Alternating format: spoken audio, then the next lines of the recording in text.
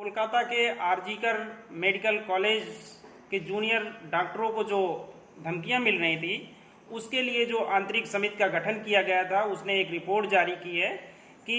RG Kar medical college में पहले भी कई मेडिकल छात्राओं के साथ यौन शोषण अपराध हुए हैं और उन्होंने अपनी रिपोर्ट में ये दावा किया है कि अस्पताल में काफ़ी दिनों से नशीली दवाओं की आपूर्ति की जाती रही है और इस गिरोह में संदीप घोष के करीबी जूनियर चिकित्सक जुड़े हुए हैं। इसके अलावा जूनियर डॉक्टरों को नशीली दवाएं और शराब खरीदने के लिए मजबूर किया जाता रहा है। रिपोर्ट के मुताबिक 6 जूनियर डॉक्टर नशीली दवाओं के कारोबार से जुड़े हुए हैं, जिनका नाम इस रिपोर्ट में लिया गया है। इसके अलावा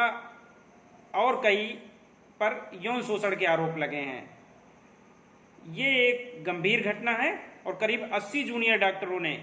जांच समिति के समक्ष अपनी गवाही दी है, जिसके बाद ये रिपोर्ट तैयार की गई है। अब जांच समिति ने अस्पताल प्रशासन से आरोपितों के खिलाफ कड़ी कार्रवाई करने की सिफारिश की हुई है और कॉलेज काउंसिल ने इन सिफारिशों पर अपनी मुहर भी लगा दी है। तो अब इन आरोपित डॉक्टरों पर कड़ी कार्रवाई होने वाली है, जो अभी तक बचे हुए थे।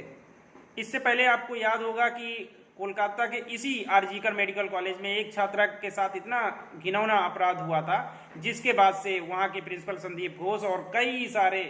और लोग, राजनीतिक लोग भी फंसे हुए हैं और इन पे कड़ी कार्रवाई की तलवार लटकी हुई है, जिसकी जांच सीबीआई और बहुत सारी एजेंसियां कर रही हैं, लेकिन अभी तक उस पे कोई बड़ी कार्रवाई नहीं हुई है। सरकार का इसमें ढुलमुल रवैया काफ़ी चिंता का विषय है, जबकि वहाँ की एक मुख्यमंत्री महिला हैं, तो उन्हें आगे आकर इस मुद्दे पर सफाई देनी चाहिए थी, जो वो नहीं कर पाई हैं। इसके अलावा बंगाल से हर रोज़ कोई ना कोई बुरी खबर जरूर आती है। अब आरजीकर कांड को लेकर जो आंदोलन जारी था, उसी के बीच में बीरभूम जिले के रामपुरहाट महकमा के अंतर्गत चातरा प्राथमिक स्वास्थ्य केंद्र में नर्स से दुष्कर्म का मामला सामने आया है। तो एक के बाद एक घटनाएं वहां पे लगातार सामने आती जा रही है, जिसपे सरकार का ढुलमुल रवैया काफ़ी चिंता का विषय है। इस घटना के अलावा एक और घटना हुई है, जिसमें कोलकाता हाईकोर्ट ने रविवार को बंगाल के दक्षिण 24 परगना जिले के जयनगर इलाके में कथित दुष्कर्म व हत्या की शिकार हुई जो 10 वर्षीय बालिका थी, उसके शव को फिर से पोस्टमार्टम करने का आदेश दिया है। इस शुक्रवार को ही इस छात्रा के साथ दुष्कर्म हुआ था और उसकी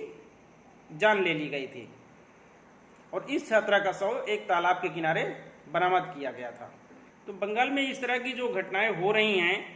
इन पे वहाँ की मुख्यमंत्री ममता बनर्जी को स्वतः संज्ञान लेना चाहिए और इस तरह की घटनाओं को, इस तरह की जो घटनाएं हो रही हैं, अमानवीय घटनाएं हो रही हैं, इन पे